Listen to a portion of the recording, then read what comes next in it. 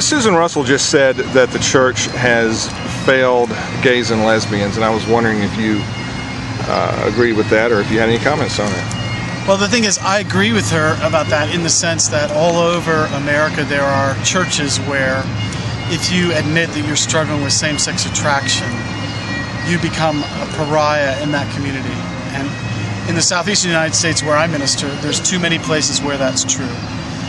Unfair treatment of people in that kind of a way, which happens in Christian communities in this country too often, is a legacy that we've got to own and we've got to apologize for.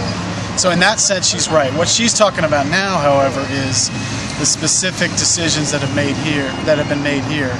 And the reality is that we haven't, because nobody is helped by compromising Christian standards. It doesn't matter who they are. I mean, the scriptural teaching is clear. Faithfulness in marriage, abstinence for those who are single. It's the way the church has always done it. And it's a way of life that actually blesses people. We know that pressure is being exerted somewhere. Pressure has got to be on the primates, it's got to be on the archbishop, it's got to be on the network bishops.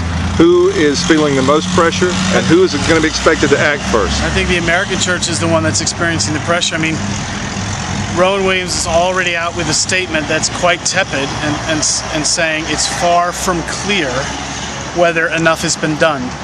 So the pressure's on the American church, and the fact is we haven't done enough. And I think the person who's under the most pressure is Catherine Jefferts Schori, because she inherits a church underneath the surface of which is a great chasm, and she inherits a church that is clearly deciding to move away from the communion and not live in accord with the specific requests of the Windsor Report. I do think it's fair to say that there's enormous pressure on Rowan Williams because the American church hasn't done what we were asked to do, and the question is, what is he going to do in response?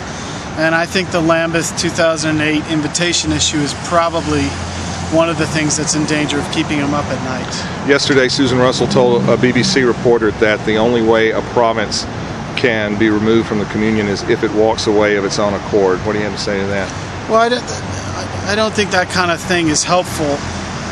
The authority of the Archbishop of Canterbury is to invite or not to invite.